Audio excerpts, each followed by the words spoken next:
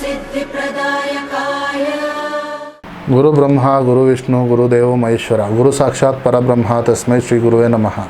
ನಮಸ್ಕಾರ. ನಾನು ನಿಮ್ಮ ಪಂಡಿತ್ ಲೋಕನಾಥ್ ಭಟ್ ಮಾಡುತ್ತಿರುವಂತಹ ನಮಸ್ಕಾರಗಳು. ಇವತ್ತಿನ ವಿಡಿಯೋದಲ್ಲಿ ಮೇ ತಿಂಗಳ ಮಕರ ರಾಶಿಯ ಭವಿಷ್ಯವನ್ನು ತಿಳಿಸಿಕೊಡ್ತೇನೆ.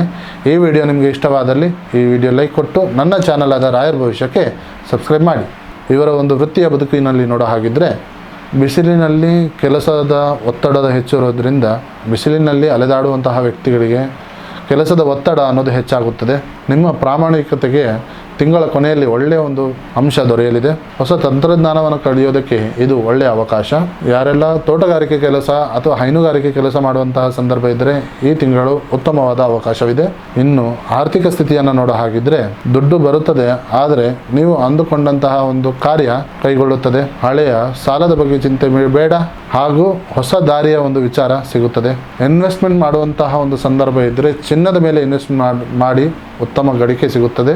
ಇನ್ನು ವ್ಯವಹಾರದ ಬಗ್ಗೆ ನೋಡೋ ಹಾಗಿದ್ರೆ ಕಬ್ಬಿಣ ಹಾಗೂ ಅದಿರಿನ ಬಿಸ್ನೆಸ್ ಮಾಡುವಂಥ ವ್ಯಕ್ತಿಗಳಿಗೆ ಉತ್ತಮವಾದ ಲಾಭಾಂಶವಿದೆ. ಹೊಸ ಬಿಸ್ನೆಸ್ ಪ್ಲಾನ್ ಏನಾದರೂ ಮಾಡ್ತಿದ್ರೆ ದೊಡ್ಡವರ ಮುಂದೆ ಚರ್ಚೆಯನ್ನು ಮಾಡಿ. ಶಾರ್ಟ್ಕಟ್ಟಿಂದ ದುಡ್ಡು ಮಾಡುವಂಥ ಸಂದರ್ಭದಲ್ಲಿ ನಿಮಗೆ ನಷ್ಟವಾಗುತ್ತದೆ. ಇನ್ನು ಪ್ರೀತಿ ಹಾಗೂ ಕುಟುಂಬದ ವಿಚಾರದ ಬಗ್ಗೆ ನೋಡೋ ಹಾಗಿದ್ರೆ ಮನೆಯಲ್ಲಿ ಶುಭ ಕಾರ್ಯ ನಡೆಯುವಂಥದ್ದು ಸಾಧ್ಯತೆ ಇದೆ.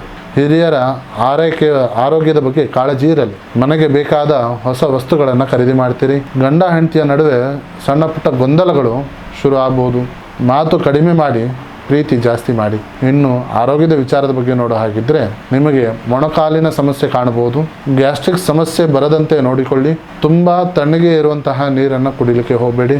ಇನ್ನು ನಿಮ್ಮ ರಾಶಿಯ ಒಂದು ಪರಿಹಾರದ ಮಾರ್ಗವನ್ನು ನೋಡೋ ಹಾಗಿದ್ರೆ ಶನಿವಾರದಂದು ಶನಿ ಮಹಾತ್ಮ ದೇವನಿಗೆ ಎಳ್ಳೆಣ್ಣೆ ದೀಪವನ್ನು ಹಚ್ಚಿ ಶನಿವಾರದಂದು ಕಪ್ಪು ಎಳ್ಳೆಯನ್ನು ದಾನವನ್ನು ಮಾಡಿ. ಓಂ ಶಂ ಶನೇಶ್ವರಾಯ ನಮಃ ಅಂತ ಹೇಳಿ ಶನಿವಾರದಂದು 21 ಬಾರಿ ಜಪವನ್ನು ಮಾಡಿ. ನಿಮ್ಮ ಅದೃಷ್ಟದ ಸಂಖ್ಯೆ 8 ಹಾಗೂ 4, ಅದೃಷ್ಟದ ಬಣ್ಣ ಕೆಂಪು ಹಾಗೂ ನೀಲಿ. ಸೊ ಇದಾಗಿತ್ತು ಮಕರ ರಾಶಿಯ ಮೇ ತಿಂಗಳ ಭವಿಷ್ಯ. ಈ ವಿಡಿಯೋ ನಿಮಗೆ ಇಷ್ಟವಾದಲ್ಲಿ ಈ ವಿಡಿಯೋಗೆ ಲೈಕ್ ಕೊಟ್ಟು ನನ್ನ ಚಾನಲ್ ಆದ ರಾಯರ ಭವಿಷ್ಯಕ್ಕೆ ಸಬ್ಸ್ಕ್ರೈಬ್ ಮಾಡಿ. ಹಾಗೂ ನಿಮ್ಮ ಸಮಸ್ಯೆ ಏನೇ ಇದ್ದರೂ ಸಹ ನೇರವಾಗಿ ಬಂದು ಭೇಟಿಯಾಗಿ ಅಥವಾ ಈ ಕೆಳಕಂಡ ನಂಬರಿಗೆ ಕರೆ ಮಾಡಿ. ಧನ್ಯವಾದಗಳು.